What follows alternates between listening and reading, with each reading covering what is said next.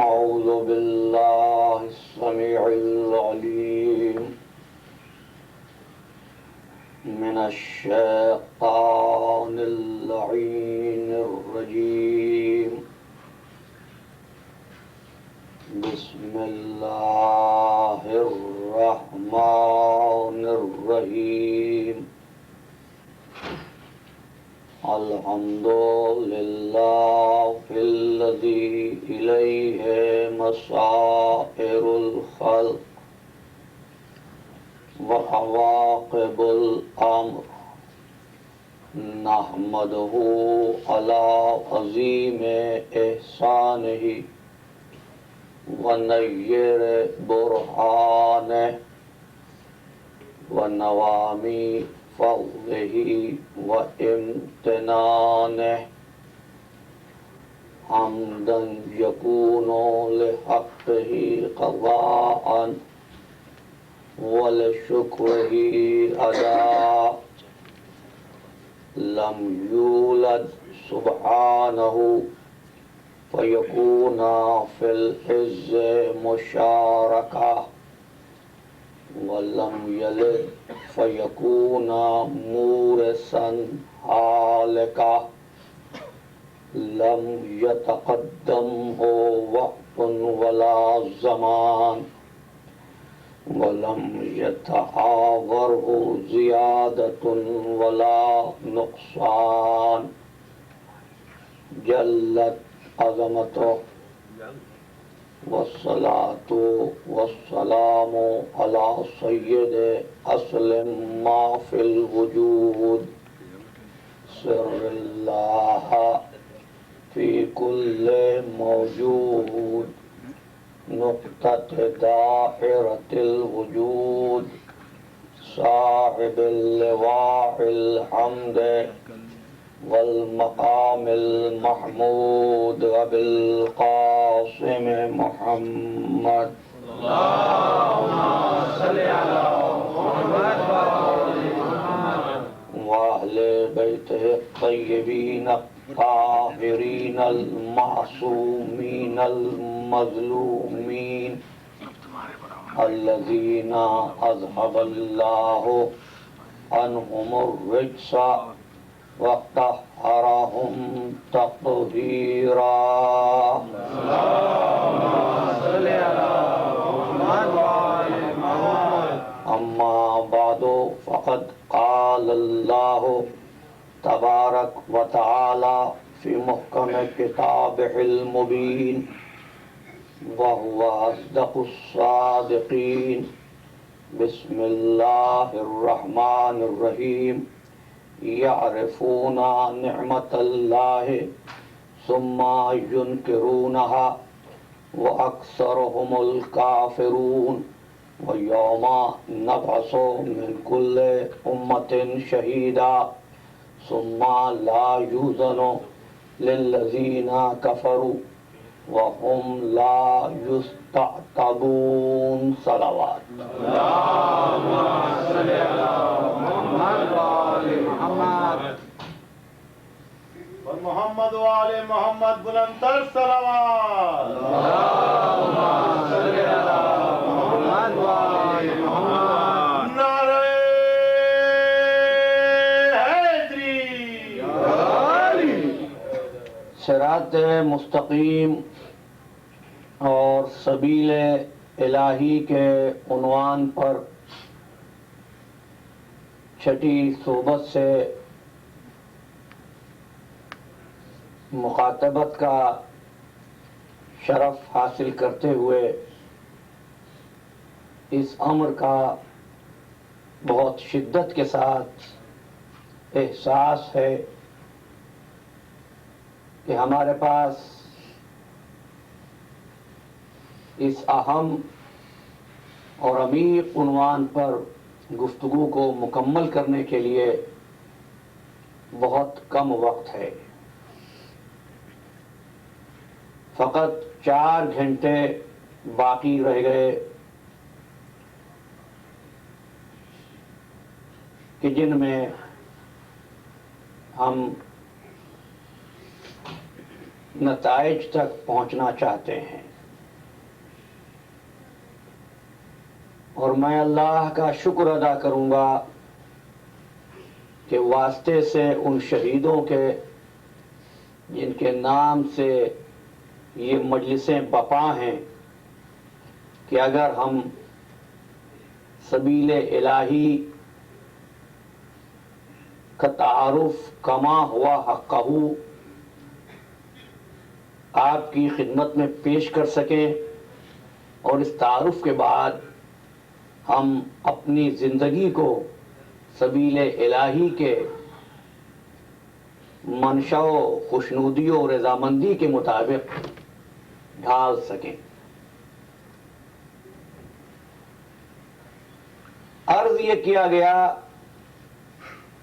کہ نجات کے لیے تنہا عمل کر لینا کافی نہیں ہے، بلکہ عمل کی ایک مستحکم بنیاد درکار ہے۔ میں نے کہا تھا عمل ہی نہیں بلکہ ہمیں خیر العمل کی ضرورت ہے۔ خیر العمل عمل کا وہ نقطہ ہے کہ جہاں سرکار ختمی مرتبت نے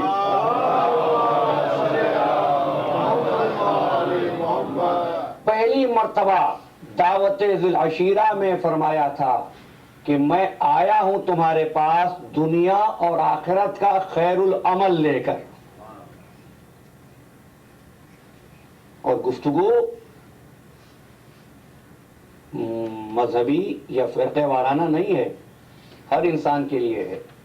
تو رسالت مآب نے آغاز پر خیر العمل کہا، اور جب حج آخر سے فارغ ہو کر تشریف لے جا رہے تھے تو اس وقت حکم دیا کہ سب ٹھہر جائیں۔ آپ سوچیں گے کوئی اعلان فرا ہو رہا تھا؟ نہیں، کہ سب ٹھہر جائیں، جو آگے چلے گئے واپس آ جائیں، جو یہاں ہیں وہ یہیں ٹھہر جائیں، جو پیچھے رہ گئے ان کا انتظار کیا جائے۔ جو گزر جائے اس کو ماضی کہتے ہیں، جو موجود ہو اس کو حال کہتے ہیں، جو آگے ہو اس کو مستقبل کہتے ہیں۔ رسالت مآب نے پیچھے والوں کا انتظار کیا، آگے والوں کو واپس بلایا، حال کو وہاں ٹھہرا لیا، گویا ماضی، حال اور مستقبل کو جمع کر کے انسانیت کو ایک پیغام دیا۔ سبحان اللہ، نعرہ حیدری، محمد وآل محمد صلوات۔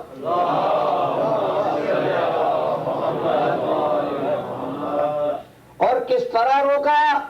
بلال کو بلایا، حسان کو بلایا، اصحاب کرام کو بلایا کہ ان جگہوں پر کھڑے ہو جاؤ، کچھ اس طرف کچھ اس طرف، کوئی یہیں پر، اور کھڑے ہو کر یہ اعلان کرو حیا علی خیر العمل۔ آپ سوچ رہے ہوں گے کہ میں نے کہا گفتگو فرقے وارانہ نہ ہو، بات انسانیت کی ہو۔ علی کب کسی فرقے کا ہے؟ علی کب کس گروہ کا ہے؟ علی تو وہ ہے جو مشارق کا بھی ہے مغارب کا بھی ہے۔ اور میں معتبر ذریعے سے بات کروں، امام احمد بن حنبل رحمت اللہ علیہ کے بیٹے نے پوچھا، بابا یہ بتائیے اصحاب میں سب سے زیادہ افضل کون ہے؟ انہوں نے جواب میں فرمایا حضرت ابو بکر رضی اللہ تعالی عنہ۔ کہا بابا اس کے بعد کون افضل ہے؟ کہا حضرت عمر بن خطاب رضی اللہ تعالی عنہ۔ کہا بابا تیسرے نمبر پر؟ کہا حضرت عثمان رضی اللہ تعالی عنہ۔ بیٹے نے حیران ہو کر کہا بابا یہ کیا بات ہوئی، آپ نے علی مرتضیٰ کا تو نام ہی نہیں لیا۔ کہا بیٹے تو نے مجھ سے اصحاب کے بارے میں پوچھا ہے۔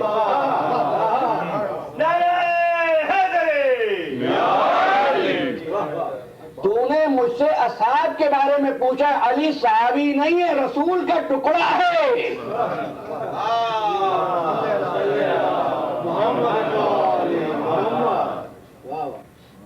تو عزیزو، گفتگو ہوئی صراط مستقیم اور سبیل الہی کے عنوان پر، لیکن آغاز ہوا انسانیت سے۔ میں چھٹی تقریر کا آغاز کر رہا ہوں۔ کیوں؟ اس لیے کسی بھی ضابطے کا اطلاق، کسی بھی قانون کی اپلیکیشن ڈیپینڈ کرتی ہے، انحصار کرتی ہے اس نظام یا اس فرد پر جس پر وہ ضابطہ جاری ہوتا ہے۔ آپ مکان بناتے ہیں، کیوں؟ رہنے کے لیے۔ سب کے مکان ایک جیسے کیوں نہیں ہوتے؟ نہیں، ہر ایک کا مکان اپنے ڈیزائن میں، اپنے سٹرکچر میں، اپنی ساخت میں مختلف ہے۔ آپ سب کھانا کھاتے ہیں، سب ایک جیسا کھانا کیوں نہیں کھاتے؟ بات یہ ہے کہ ان امور کا فیصلہ انسان اپنے اسٹیٹس کو دیکھ کر کرتا ہے۔ صراط مستقیم انسانیت کو فلاح کے لیے بتائی جا رہی تھی، لہذا ضروری تھا کہ اس سے پہلے ہم ذرا سا غور انسان کی نیچر پر کر لیں۔ اس لیے کہ میرے مولا نے فرمایا، اے انسان، تیری بیماری بھی تجھی میں ہے اور تیری دوا بھی تجھی میں ہے۔ انسان غور کرے، اور اسی لیے پروردگار عالم نے حضرت آدم علیہ السلام کو خلق کیا، جنت میں رکھا اس وقت تک جب تک کہ آدم نے ثابت نہیں کر دیا کہ میں خود بھی کوئی فیصلہ کر سکتا ہوں۔ کل کی تقریر کو یہی چھوڑا تھا کہ اگر انسان جنت ہی میں رہتا، نہ گناہ، نہ ثواب، نہ نیکی، نہ بدی، بس اطاعت ہی اطاعت ہوتی نا۔ لیکن پھر انسانیت کی ضرورت کیا تھی؟ عبادت و اطاعت کے لیے تو فرشتے کافی تھے۔ تو یاد رکھنا، درد دل کے واسطے پیدا کیا انسان کو، ورنہ طاعت کے لیے کچھ کم نہ تھے کروبیاں خلق کیا۔ آدم نے فطرت پر چلنے کا ثبوت دیا تو آدم اس قابل ہوئے کہ آدم کو خلیفۃ اللہ بنا دیا گیا، بھیج دیا زمین پر۔ دیکھیے، آپ تھوڑی سی زحمت کریں اور آگے سے شفٹ آئیے یہاں سے۔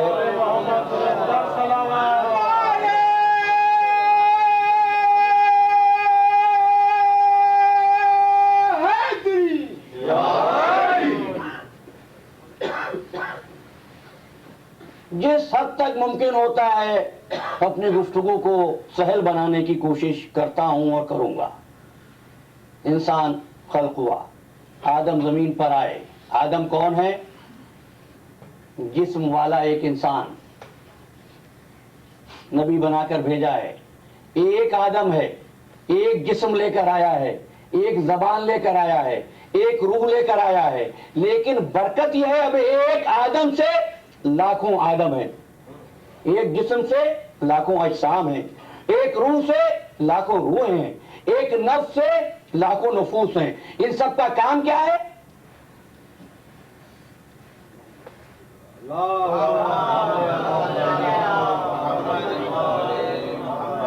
اما یاتینکم، آپ کے ذہنوں میں میرے معروضات محفوظ ہوں گے، اما یاتینکم منی ہدن فمن تبع ہدایا فلا خوف علیہم ولا هم یحزنون، کہ ہدایت آئے اور یہ اس ہدایت پر گامزن ہو کر پروردگار تک پہنچ جائیں۔ پروردگار کون ہے؟ جس کا جسم نہیں ہے۔ بڑی توجہ رہے عزیزان گرامی، عنوان پر گفتگو کر رہا ہوں۔ پروردگار وہ جس کا جسم نہیں، آدم وہ جس کا جسم، پروردگار وہ جس کا نفس نہیں، انسان وہ جس کا نفس۔ تو کیا ہوا؟ انسانی فریضہ یہ ہے کہ جسم والی مخلوق، جملے پر توجہ رہے، جسم والی مخلوق اس خالق سے رابطہ پیدا کرے جس کا جسم نہیں ہے، اور اس سے تعلق پیدا کر کے منزل شہادت کو حاصل کر لے، منزل شہادت کو حاصل کر لے، منزل معرفت کو نہیں۔ منزل معرفت اور ہے، منزل شہادت اور ہے۔ معرفت کیا ہے؟ کسی چیز کو اس کے آثار سے پہچاننا، اور منزل شہادت یہ کسی چیز کو دیکھ کر پہچاننا۔ خالق تو وہ ہے جو نظر آتا ہی نہیں، پھر پروردگار ہم مقام شہادت کیسے حاصل کریں؟ بھئی اس کی تنزیہ یہ ہے، اس کی ذات یہ ہے کہ اس کا جسم نہیں ہے۔ انسانی مجبوری یہ ہے کہ اس کا جسم بھی ہے، اور جسم کو دیکھے بغیر وہ سمجھنے کے عادی نہیں ہے۔ پہچاننا اور بات ہے معرفت، شہادت یہ کہ دیکھو اور گواہی دو، دیکھو اور گواہی دو۔ اگر کوئی گواہ عدالت میں جائے اور جا کر گواہی دے اور جج اس سے یہ پوچھے کیا تم جائے موقع پر موجود تھے، کیا تم نے دیکھا تھا، وہ کہے میں نے دیکھا تو نہیں تھا مگر گواہی دے رہا ہوں، کیا اس کی گواہی قابل قبول ہوگی؟ نہیں، رد ہو جائے گی۔ اب پروردگار چاہتا ہے شہادت، گواہی، لیکن اس کا جسم نہیں ہے، تو تقاضائے عدل پروردگار یہ تھا کہ اس جسم والی مخلوق کو کسی ایسے واسطے سے، کسی ایسی سبیل سے روشناس کرا دے کہ ان کا بھی جسم ہو، ہاتھ اس کے ہوں، پروردگار اپنا ہاتھ کہے، چہرہ ان کا ہو لیکن اس چہرے کو پروردگار اپنا چہرہ کہے، اور پھر یہ کہے خلق تو بیدیا، پھر آواز دے، اب پہچانو منزل شہادت پہ پہنچ گئے، کل من علیہ فان ویبقا وجہ ربک ذو الجلال والاکرام۔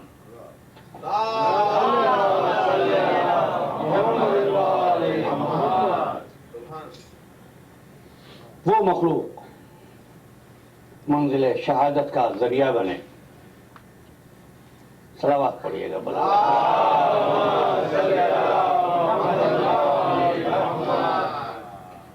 انسان کو زمین پر بھیجا، پروردگار تو ایسا کیوں نہیں کرتا اپنے کلام میں اس ذریعے کا جس کو تو نے شہادت کے لیے سبیل قرار دیا اس کا نام لے لے، بات ہی واضح ہو جائے کہ اگر نام لے لوں تو تم انسان کیسے ثابت ہوگے؟ تم کو ہم نے عقل دی ہے،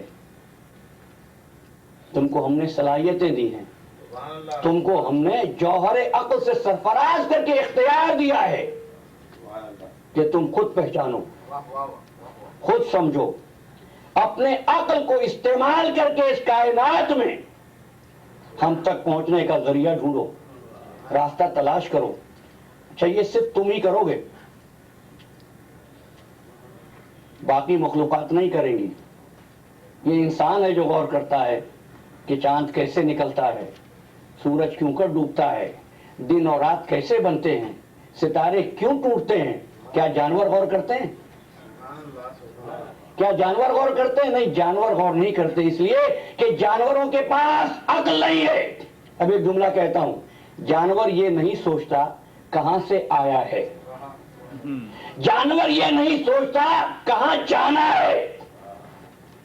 انسان پر لازم ہے کہ سوچے کہاں سے آیا ہے، کہاں جانا ہے۔ آپ کی توجہ ہماری طرف ہے، انسان کہاں سے آیا اور کہاں جانا ہے۔ آیا کہاں سے ہے؟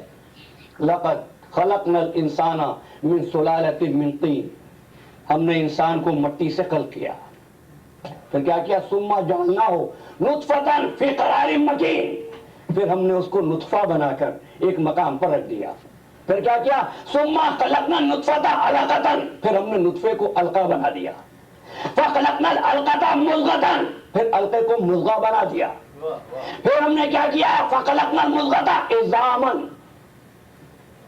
پھر ہم نے کیا کیا؟ اس کو لوتھڑا بنایا، فکسونا العظام لحما، پھر اس گوشت پر ہڈیاں چڑھا دی، ثم انشأناه خلقا آخر فتبارک اللہ احسن الخالقین۔ پھر کہو ایک مرتبہ، مٹی سے خلقت ہوئی، نطفہ بنا، نطفے سے علقہ بنا، علقے سے مضغہ بنا، مضغہ سے عظام بنا، اس کے بعد استقاء کا ڈھانچہ تیار ہوا، اور اس کے بعد ہم نے اس پر کھال چڑھا دی۔ اے انسان یہ ہے تیری منزل، تو کیا تھا اور کیا ہو گیا، کیا تھا کیا ہو گیا۔ خلقنا الانسان من نطفۃ فاذا هو خصیم مبین، میری کل کی گفتگو کہ انسان کو ہم نے گندے پانی سے بنایا، فَإِذَا هُوَ خَصِيمٌ مُبِينٌ. کچھ نہ تھا، ناتواں تھا، قطرہ تھا، ہم نے اس کو خلق کر دیا، اس کی جسم کو گوشت دیا، گوشت پر ہڈیاں چڑھائیں، ہڈیوں پر کھال چڑھائی، اور اس کے بعد آج ہم ہی سے مقابلہ کر رہا ہے، ہم ہی سے جھگڑنے پر تیار ہے. آپ نے غور کیا پروردگار عالم نے بار بار نطفے سے انسانی خلقت کا ذکر کیوں کیا؟ کہ انسان جان لے کہ اس کی اوقات اتنی ہے، نجاست سے شروع ہوئی ہے. توجہ عزیزان محترم، انسان کا آغاز نجاست سے ہوا ہے، نجاست پہ ختم ہوگا. نجاست سے آغاز، نجاست پر خاتمہ. تم سوچو گے خاتمہ کیسے؟ سن لو، اگر نجس نہ ہوتے تو آ کر غسل ولادت نہ ہوتا، اگر نجس نہ ہوتے تو جاتے ہوئے غسل میت نہ ہوتا. تو انسان کی ابتدا کیا ہے؟ ابتدا بھی نجاست، انتہا بھی نجاست. میرے مولا کا خطبہ ہے، گلے کی خستگی کی وجہ سے تفصیلات میں نہیں جا رہا ہوں. کیا؟ نجاست سے آغاز، نجاست پر خاتمہ. اب اگر چاہے کہ نجاست کے باوجود قرب حقیقی مل جائے تو کسی ایسے کو تلاش کرے جس کی ابتدا بھی طہارت سے ہو، انتہا بھی طہارت پر ہو. محمد بلندر صلوات. نعرہ حیدری.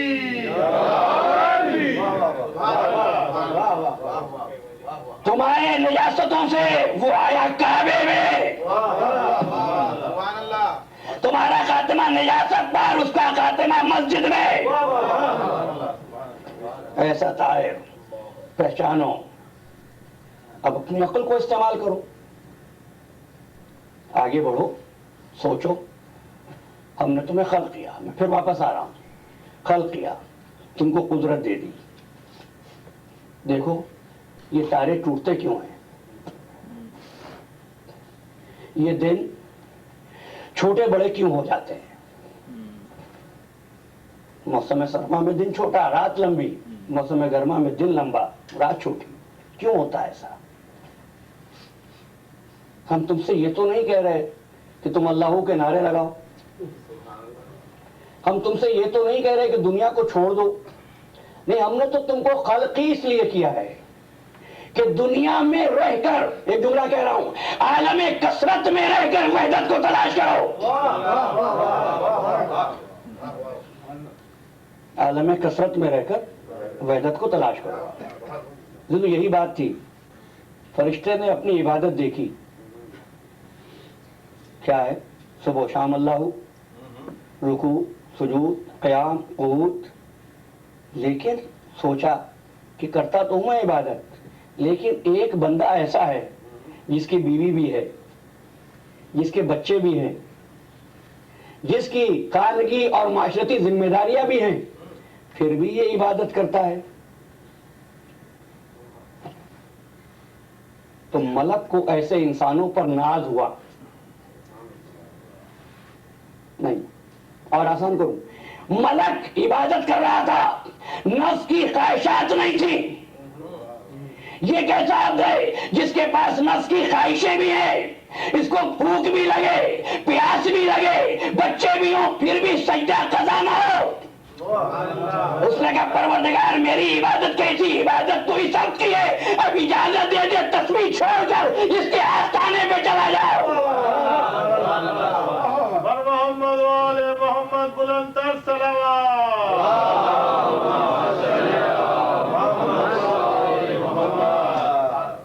آواز دی، اِنَّ فِي خَلْقِ السَّمَاوَاتِ وَالْأَرْضِ وَاخْتِلَافِ اللَّيْلِ وَالنَّهَارِ لَآيَاتٍ لِأُولِي الْأَلْبَابِ. زمین و آسمان کی خلقت، رات اور دن کا آنا جانا، لَآيَاتٍ لِأُولِي الْأَلْبَابِ، اس میں نشانیاں ہیں صاحبان عقل کے لیے. دیکھو پورے قرآن مجید میں کہیں ارشاد نہیں ہوا کوئی نشانی مسلمانوں کے لیے ہے، جب کہا صاحبان عقل کے لیے. اب دیکھتے ہیں اس لیے میں شکایت کروں بارگاہ رب العزت میں پروردگار، یہ جو تیرا نام لے لے کر جانے قربان کرتے ہیں، تو انہیں ان کے لیے کسی نشانی کو نہیں بنایا؟ آواز قدرت آئے گی کہ میں نے صاحبان عقل کی بات کی ہے، مجھے کسی ایسے مسلمان کا علم ہی نہیں جو عقل سے کام نہ لے، جو کہ عقل اور دین اور وہ کچھ بھی ہو سکتا ہے، مسلمان نہیں ہو سکتا عقل سے۔ پھر ارشاد فرمایا سورہ مبارکہ روم، وَمِنْ آیَاتِهِ خَلْقُ السَّمَاوَاتِ وَالْأَرْضِ، یہاں تک پہنچانا تھا۔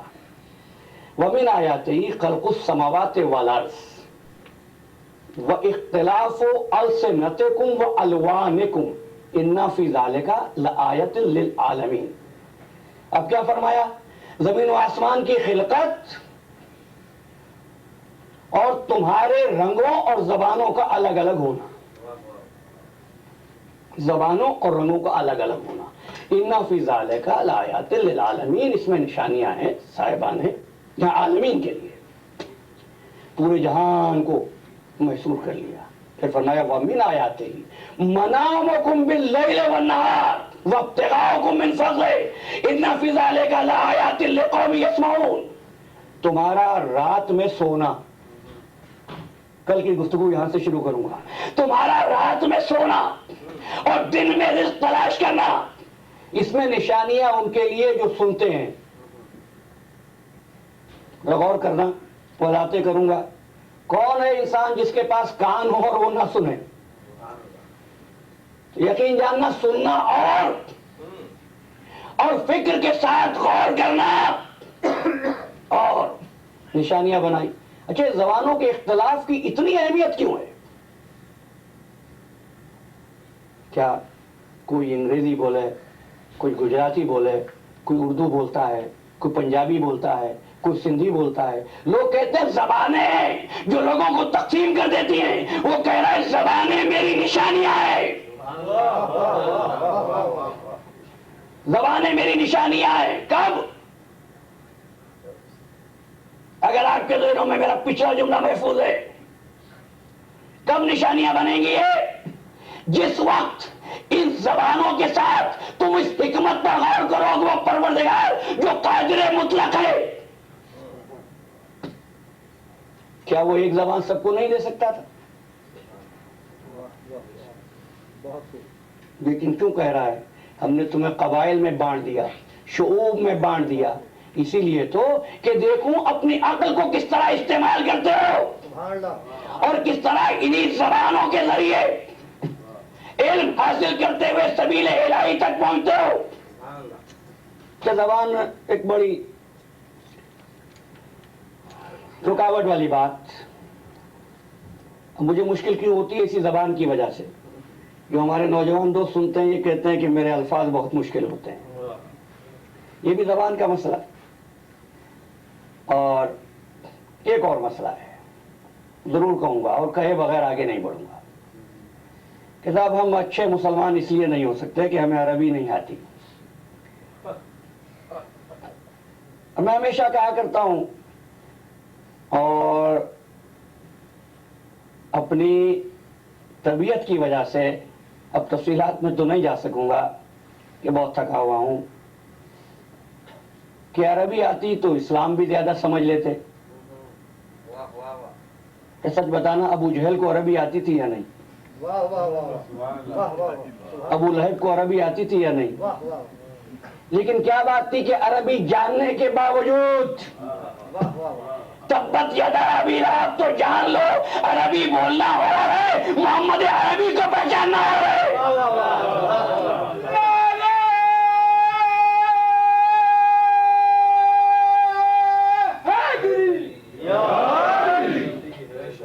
واختلاف السنتکم والوانکم، تمہاری رگوں کا فرق، تمہاری زبان کا فرق۔ صاحب یہ جتنی تحقیقات دنیا میں ہوئی ہے، کسی نے یورپ میں بیٹھ کر کی، کسی نے امریکہ میں بیٹھ کر کی، ان بچوں سے مخاطب ہوں، کسی نے ایشیا میں بیٹھ کر کی، وہ اپنی زبان بول رہے تھے، یہ اپنی زبان بول رہے تھے، اگر یہ ترقی کمیونیکیٹ نہ ہوتی، سائنسدان دونوں سمتوں سے، یورپ و ایشیا سے اگر ایک دوسرے کے ساتھ کمیونیکیشن پیدا نہ کر سکتے تو کیا دنیا فائدہ اٹھا سکتی تھی؟ نہیں. لہذا انہوں نے ایک سٹینڈرڈ بنایا، ایک سٹینڈرڈ بنایا. اب میں ایک مثال دے دوں، بچے سمجھ جائیں. بھائی آپ نے کہا یہ سونا ہے، انگریزی بولنے والے نے کہا یہ گولڈ ہے. اب سونے پہ جو ریسرچ ہو وہ سونا بولنے والا نہ سمجھ سکے، جو گولڈ پر ریسرچ ہو اس کو سونے والا نہ سمجھ سکے. دونوں کی زبانوں کا فرق ہے. بھائی تم نے کہا چاندی، کسی نے کہا سلور. نہیں پہ سمجھ سکتے نہ نہیں پہچان سکتے. نیٹریم میٹل ہے، لیکن اب اس کے ذریعے مرکبات اور کمپاؤنڈ بن گئے. تو تم نے کیا کیا ہے عزیزان گرامی؟ یہ کیا گیا کہ آپ نے ایک اسٹینڈرڈ معین کر کے ان ایلیمنٹس کا ایک چارٹ بنایا، اس کو آپ نے پیریاڈک ٹیبل کہا. کیا انگریز سائنس جاننے والا کسی بھی سمت کا ہو، جب سونے کی بات کرے گا تو وہ آرم کرے گا، وہ گولڈ نہیں کہے گا، سونا نہیں کہے گا. اے یو سمبل ہے سونے کا، اے جی سمبل ہے چاندی کا، این اے سمبل ہے سوڈیم کا. کیوں؟ اس لیے کہ آپ میں چاہے ایسا اسٹینڈرڈ بنے جو کمیونیکیٹ کر سکے. اچھا ایک بات اور کہہ دوں، چھوٹے بچے بھی سمجھ جائیں گے کہ ایک ایسا آ گیا جس کو زبان نہیں آتی، آپ اپنی بات کیسے سمجھائیں گے؟ کسی ایسے کو تلاش کریں گے جو اس کی زبان بھی جانتا ہو اور آپ کی زبان بھی جانتا ہو، تب وہ بنے گا ٹرانسلیٹر، تب وہ بنے گا واسطہ. ہماری گفتگو سبھی لوگ واسطے پر ہے نا، تب بنے گا واسطہ. واسطہ ایسا ہوتا ہے جو دونوں طرف کے امور سے واقف ہو، ادھر سے لے رہا ہو ادھر دے رہا ہو، بس اللہ تک پہنچتے ہوئے کسی ایسے کو ڈھونڈ لو جو اللہ سے مل جائے تو نور بن جائے، بندوں سے مل جائے تو بشر بن جائے.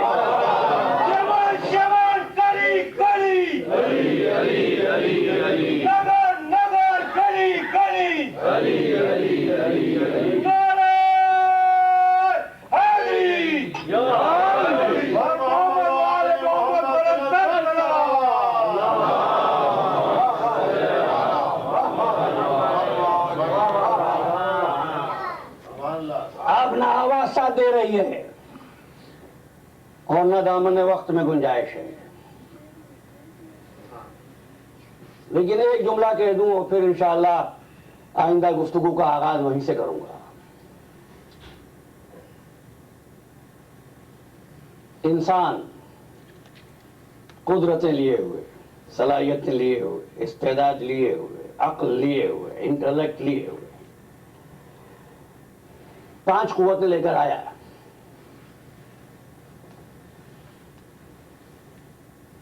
قوت ہاضمہ، قوت جاذبہ، قوت دافعہ، قوت ماسکہ اور قوت مربیہ. کون سی قوتیں؟ Power of digestion, power of attraction, power of repulsion, power of retention, اچھا، اور پاور آف گروتھ. مربیہ کیا ہے؟ صاحب بچہ ہے، بچے سے لڑکا بنا، لڑکے سے نوجوان بنا، نوجوان سے جوان بنا. مربیہ قوت یہ ہے، اس کو میں نے گروتھ کہا.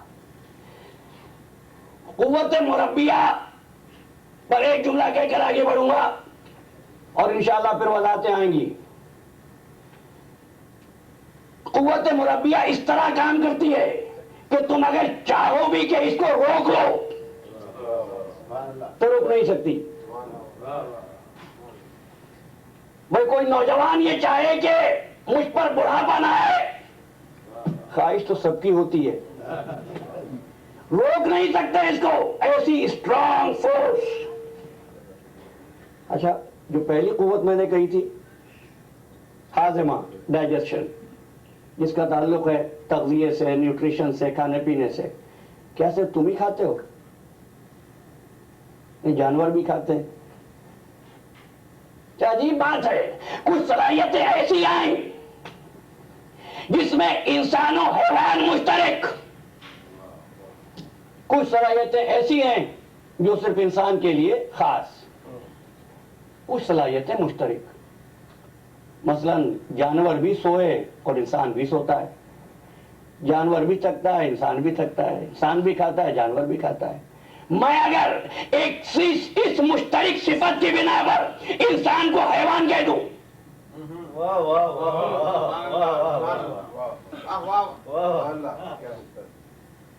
نہیں، آپ کو پسند نہیں آئے گی یہ بات کہ صاحب صفت ایک کامن صحیح، مگر ہم ہیں، وہ ہے، ہم انسان ہیں، وہ حیوان ہے۔ عزیزو، اسی طرح اگر قوت بشریت نبی اور انسان میں ایک جیسی ہو گئی،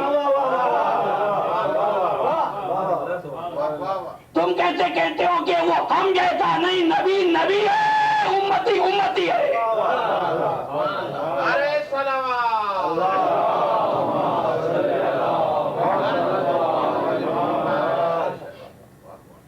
جی وزیران گرامی مرتبت، انسان وہ مخلوق اللہ کی، خلق لکم ما فی الارض جميعا، جو کچھ ہے زمین پر تمہارے لیے۔ کیا مطلب ہے؟ حیوان تمہارے لیے، نبات تمہارے لیے، جماعت تمہارے لیے۔ اسی لیے انسان جو آج موٹروں پر سفر کرتا ہے، یہ پہلے جانوروں پر سفر کرتا تھا، لیکن جانور سے کام لے لیتا تھا، جانور سے بات نہیں کر سکتا تھا۔ آج یہ موٹر سے بات نہیں کر سکتا، کار سے گفتگو نہیں کرتا، کار پر سواری ضرور کرتا ہے۔ تو سمجھ لینا سواری کرنا اور ہے، اسی سواری سے مخاطب ہو جانا اور ہے۔ پروردگار اگر ساری چیزیں ہمارے لیے تو ساری چیزیں ہماری اطاعت کے دائرے میں ہونا چاہیے، لیکن نہیں، کہ گدھے پر سواری کر لو، گدھا تم سے بات نہیں کرے گا، گدھا تم سے بات نہیں کرے گا۔ اچھا، پروردگار خلق لکم ما فی الارض جميعا، یہ آیت ثابت تو جبھی ہوگی کہ زمین پر جو کچھ ہے وہ سب بات کرنے لگے، جماعت بھی بات کرنے لگے، نبات بھی بات کرنے لگے، حیوان بھی بات کرنے لگے۔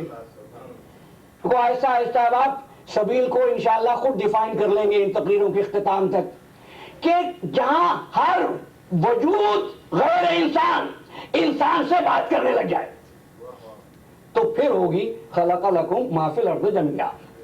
لیکن ایسا ہوا نہیں۔ کیوں نہیں ہوا پروردگار؟ تو نے تو کہا جو کچھ ہے ہمارے لیے ہے، آواز قدرت آئے گی تو وہ ہو، بس آخری جملے ہیں، تم وہ ہو جو صراط مستقیم پانے کی دعا کرو، اطاعت ان سے وہ لیں گے جو سبیل الہی کے وارث ہوں گے۔ اب قرآن نے آواز دی، وَوَرِثَ سُلَيْمَانَ داؤد، سلیمان نے داؤد کا ورثہ پایا، وَوَرِثَ سُلَيْمَانُ داؤد وَقَالَ يَا أَيُّهَا النَّاسُ عُلِّمْنَا مَنطِقَ الطَّيْرِ وَأُوتِينَا مِن كُلِّ شَيْءٍ إِنَّ هَذَا لَهُوَ الْفَضْلُ الْمُبِينُ۔ سلیمان نے داؤد کا ورثہ پایا، وراثت اس وقت عنوان نہیں ہے۔ تو سلیمان نے کہا لوگوں، اللہ نے ہم کو پرندوں کی بولی دی ہے، منطق الطیر، ہم پرندوں سے بات کر سکتے ہیں، وَأُوتِينَا مِن كُلِّ شَيْءٍ، ہر چیز میں سے ہم کو کچھ نہ کچھ دے دیا ہے۔ إِنَّ هَذَا لَهُوَ الْفَضْلُ الْمُبِينُ، اور یہ پروردگار عالم کا کھلا ہوا فضل ہے۔ سورہ نمل ہے، وَحُشِرَ عَلَيْهِ سُلَيْمَانَ داؤد وَحُشِرَ عَلَيْهِ سُلَيْمَانَ جُنُودَهُ مِنَ الْجِنِّ وَالْإِنسِ وَالطَّيْرِ وَهُمْ يُوزَعُونَ، ہم نے سلیمان کے لیے جنوں انس و طیور کے لشکر فراہم کر دیے، جمع کر دیے۔ حَتَّى إِذَا أَتَوْا عَلَى وَادِ النَّمْلِ، یہاں تک کہ وہ چیونٹیوں کی وادی میں پہنچے۔ قالت نملة يا أيها النمل ادخلوا مساكنكم لا يحطمنكم سليمان وجنوده وهم لا يشعرون۔ کیا کہا کہ ہم نے جنوں انس و طیور کے لشکر سلیمان کو دے دیے، یہاں تک کہ حتی اذا اتوا علی وادی النمل، یہاں تک کہ سلیمان چونٹیوں کی وادی سے گزرے۔ قالت نملتن، چیونٹیوں کی سردار نے کہا، یا ایھا النمل ادخلوا مساکنکم، اے چیونٹیوں اپنے اپنے گھروں میں گھس جاؤ، لا یحطمنکم سلیمان وجنودہ، ایسا نہ ہو کہ سلیمان اور سلیمان کا لشکر تم کو کچل ڈالے، ہم لا یشعرون، فتبسم ضاحکا من قولها، سلیمان چیونٹی کی یہ بات سن کر ہنسے۔ فرق جانے صراط مستقیم پانے والے میں اور سبیل الہی دکھانے والے میں؟ کبھی تم چیونٹی کی بات سن کے ہنسے ہو؟ سلیمان ہنسے، فتبسم ضاحکا من قولها، حکم دیا اس چیونٹی کو گرفتار کر لو۔ چیونٹی گرفتار ہو گئی۔ مجھے نہیں معلوم چیونٹی کی گرفتاری کے لیے کیسے سپاہی گئے ہوں گے، بس سلیمان ہیں سب کے بادشاہ، جنوں انسوں و وحش و طیور کے۔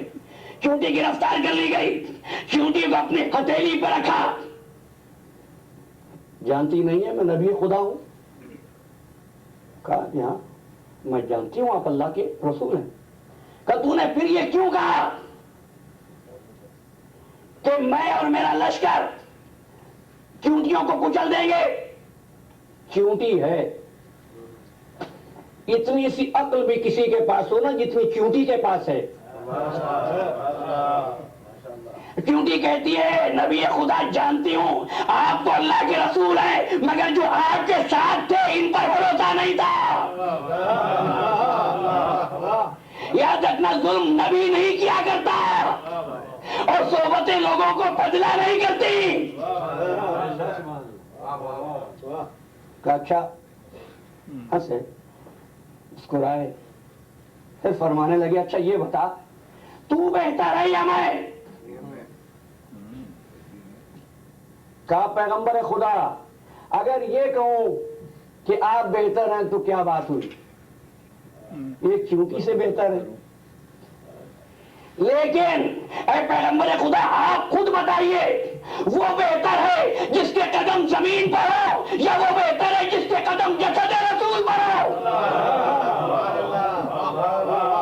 نعرہ سلام۔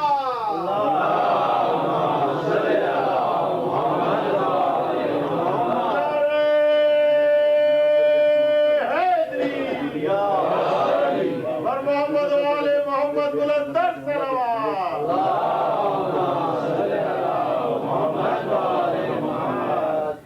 انسان کبھی جانوروں سے بدتر بن جائے اور کبھی جانور وہ بات کرے جو بعض اوقات مفتیوں کی سمجھ میں بھی نہ آئے۔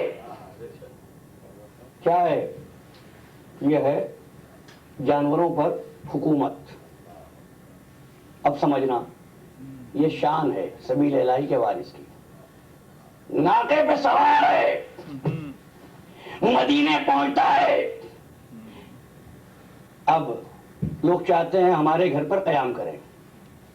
میں واقعات بیان نہیں کیا کرتا، پڑھے لکھے احباب ہیں، آپ جانتے ہیں جب اللہ کے رسول مدینے پہنچا تو مدینے والے چاہتے تھے کہ ہمارے گھر پر رہیں، ہر شخص آگے بڑھ رہا تھا کہ ہمارے گھر پر رہیں، ہمارے گھر پر قیام کریں۔ آپ نے فرمایا جہاں میرا ناقہ رکے گا، قوت فیصلہ کس کے پاس؟ ناقے کے پاس، جہاں میرا ناقہ رکے گا میں وہاں قیام کروں گا۔ سمجھے؟ ناقہ، جانور کیسی اطاعت کر رہا ہے۔ اب آگے چلیے، حسین ابن علی جب روانہ تھے سفر پر تو وہ کون سی چیز تھی جس کی بنا پر حسین ابن علی نے فرمایا قریب پہ رہنے والوں کو بلاؤ؟ گھوڑا چلتے چلتے رک گیا تھا، بس میں اپنے مدعا تک پہنچ گیا۔ راوی بیان کرتا ہے کہ میں اپنے ناقے پر سوار مدینے سے گزر رہا تھا، میرا ناقہ ایک مرتبہ محلہ بنو ہاشم سے گزرا اور گلی میں کسی گلی میں پہنچ کے میرا ناقہ رک گیا۔ میں نے بہت کوشش کی کہ ناقہ آگے بڑھے، ناقہ آگے نہیں بڑھا۔ میں اترا، میں نے دیکھا کہ میرے ناقے کی آنکھوں سے آنسو جاری ہے اور میرے کانوں میں کسی بی بی کے رونے کی آواز آئی۔ اس بی بی کے بہن یہ تھے یا ولدی علی اکبر، یا ولدی علی اکبر، اے میرے لال علی اکبر، اے میرے لال علی اکبر۔ ایک مرتبہ پردہ اٹھا، ایک غریب بہن نکلی، میں نے پوچھا کون ہو رہا ہے؟ کیا تو نیا والد ہے؟ کہا میں نیا ہوں۔ کہا یہ ام لیلا مادر علی اکبر ہے۔ آج محرم کی چھٹی ہے، آج ام لیلا کو پرسہ دینا ہے علی اکبر کا۔ کون ہے علی اکبر؟ ہم شکل پیغمبر ہے علی اکبر۔ یہ وہ مصیبت ہے۔ مہدی نامی ایک ذاکر کہتے ہیں جب یہ مصائب پڑھتا تھا شہزادے علی اکبر کے، تو ایک روز میں نے دیکھا کوئی بیوی تشریف لائی ہے، آگے کہتی ہے مہدی جو روایت آج پڑھ دی ہے دوبارہ نہ پڑھنا۔ کہتا بی بی کیا روایت غلط ہے؟ کہ مہدی کہہ رہی ہوں روایت دوبارہ نہ پڑھنا۔ کہ میں نے کہا بی بی کیا روایت غلط ہے؟ کہ روایت غلط نہیں، جب سے تو نے پڑھی ہے میرے حسین کو ہوش نہیں آیا۔ مجھے نہیں معلوم کس طرح پرسہ دوں اس نوجوان کا کہ علی اکبر کا کٹا ہوا سر جب شام کے بازاروں سے گزرا، عورتیں تماشا دیکھ رہی تھیں، تو ایک مرتبہ عورتوں میں سے کسی عورت نے کہا خدا کرے جب یہ نوجوان قتل ہوا ہو اس وقت اس کی ماں زندہ نہ ہو، ایسا چاند سا لڑا جس ماں کا مر گیا ہو اس پر کیا گزری ہوگی۔ یہ بات ام لیلا نے سنی، ایک مرتبہ کیا کہتی ہے، وہ بدنصیب ماں ہے جس کا اکبر مارا گیا۔ عزادارو، اپنی پوری ذاکری کی زندگی میں یہ مصائب میں اس طرح نہیں پڑھ پاتا جس طرح پڑھنا چاہتا ہوں۔ اللہ تمہارے گھروں کو آباد رکھے، تمہارا سایہ تمہارے بچوں کے سروں پر قائم رہے۔ ایک روایت سنو، جب حضرت خدیجۃ الکبریٰ کا انتقال ہوا تو انتقال سے پہلے آپ نے اپنی بیٹی فاطمہ الزہرا کو، جن کا سن فقط 5 برس کا تھا، ایک وصیت کی، بیٹی اپنے بابا سے کہنا کہ مجھ کو کفن میں وہ عبا پہنا ہے جس کو وہ عید کے روز پہنا کرتے ہیں۔ جب انتقال ہو گیا بیٹی نے اس وصیت کو بابا سے بیان کیا، سرکار دو عالم نے حکم دیا وہ عبا لائی جائے کہ ایسے میں جبریل امین نازل ہوئے کہ پروردگار بعد تحفہ درود و سلام ارشاد فرماتا ہے محمد خدیجہ ہمارے دین کی محسنہ تھی، اس کا کفن ہمارے ذمہ ہے، باقی وہ عبا اس کو اٹھا کے رکھ لے، کسی دن کام آئے گی۔ اب اس وعدے کو ذہن میں رکھنا۔ کربلا میں حسین ابن علی نے صبح عاشور کا آغاز کیا ہے شہزادے علی اکبر کی اذان سے۔ اس کے بعد آواز دی یا بنیا تقدم ولدی علی اکبر، تم مرنے کے لیے سب سے پہلے جاؤ گے۔ ہاں، حسین کو کیسے گوارا ہو علی اکبر زندہ رہے اور کوئی اور مر جائے۔ علی اکبر پہلے تم جاؤ گے، لیکن جانے سے پہلے اپنی ماں سے مل لو، اپنی پھوپھی سے رخصت ہو لو۔ ہاں میری بہنیں اگر یہ بات سن رہی ہو کہ دل سے ماں اپنے بیٹے کو مرنے کے لیے بیٹھتی ہے۔ ایک مرتبہ علی اکبر ام لیلا کی خدمت میں آئے، کچھ کہنا چاہتے ہیں۔ ام لیلا فرماتی ہیں علی اکبر میں سمجھ گئی کیوں آئے ہو۔ کہا اماں میری ایک بات سنو۔ کیا بات ہے؟ کہ جب قیامت کا دن ہوگا میری دادی فاطمہ زہرا آئیں گی اور آ کر کہیں گی کہ ام فروہ نے قاسم کو قربان کیا، زینب نے اون محمد کو قربان کیا، یزگر کو ام رباب نے قربان کیا، مگر ام لیلا تم نے علی اکبر کو عزیز رکھا، تو بتائیے اماں کیا جواب دیں گی؟ بس یہ سننا تھا کہ مطلب بیٹے کو گلے سے لگایا کہ میرے لال میں کب روکتی ہوں، میں تو اس وقت کا انتظار کر رہی تھی علی اکبر، خدا حافظ و ناصر میری جان علی اکبر، خدا حافظ۔ علی اکبر نکلے، پھوپھی سے رخصت ہوئے، اب چاہتے ہیں کہ پشت فرس پر بلند ہو، گھوڑے پر سوار ہونا چاہتے ہیں۔ ایک مرتبہ آواز دی حسین نے، علی اکبر پھوپھی سے مل لیے، ماں سے رخصت ہو لیے، اب اس بوڑھے باپ کی بھی ایک تمنا ہے اپنے خیمے میں لے گئے, صندوق کھولا, وہی آبا جس کی وصیت خدیجہ نے کی تھی علی اکبر کو پہنائے,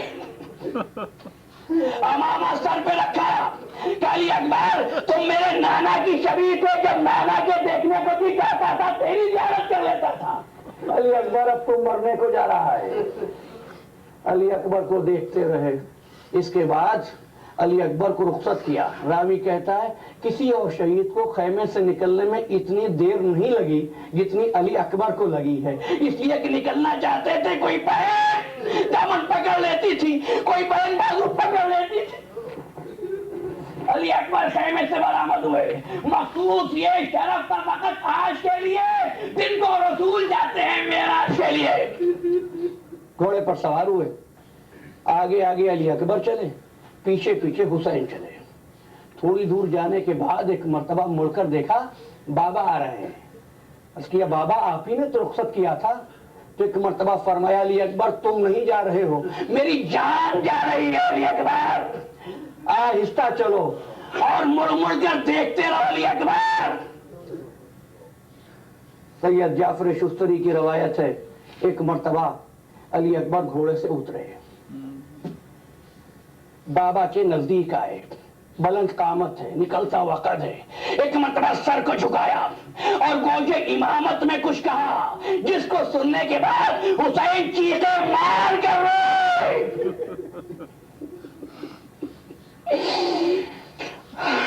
علی اکبر میدان کی طرف چلے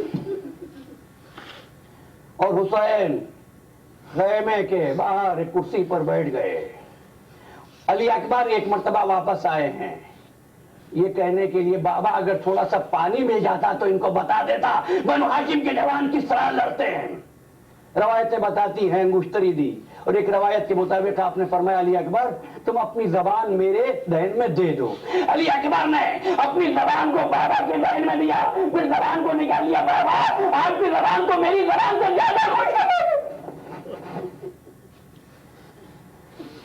دوبارہ میدان میں آئے, چاروں طرف سے حملے ہوئے. ایک مرتبہ زخموں سے چور چور ہو کر علی اکبر گھوڑے سے گرنے لگے.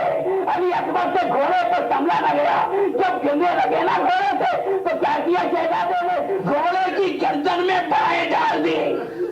گھوڑے کی گردن میں بائیں ڈال دی. یہ وفادار گھوڑا کبھی علی اکبر کو لے کے داہنے نکلتا تھا, کبھی بائیں نکلتا تھا. علی اکبر کو تیر نہ لگے, گھوڑے کو تیر لگ جائے. آخر ایک مرتبہ ایک طرف آ کے اپنی اگلی ٹانگوں کو ٹیکا اور علی اکبر گھوڑے سے زمین پر آئے. بتاؤ علیکم منی السلام, بابا آخری سلام قبول کرو. کیا حالت تھی علی حسین ابن علی کی. ایک مرتبہ اٹھے, مقتل کی طرف چلے, پھر بیٹھ گئے. یا علی مدد کر کے بابا کو پکارا.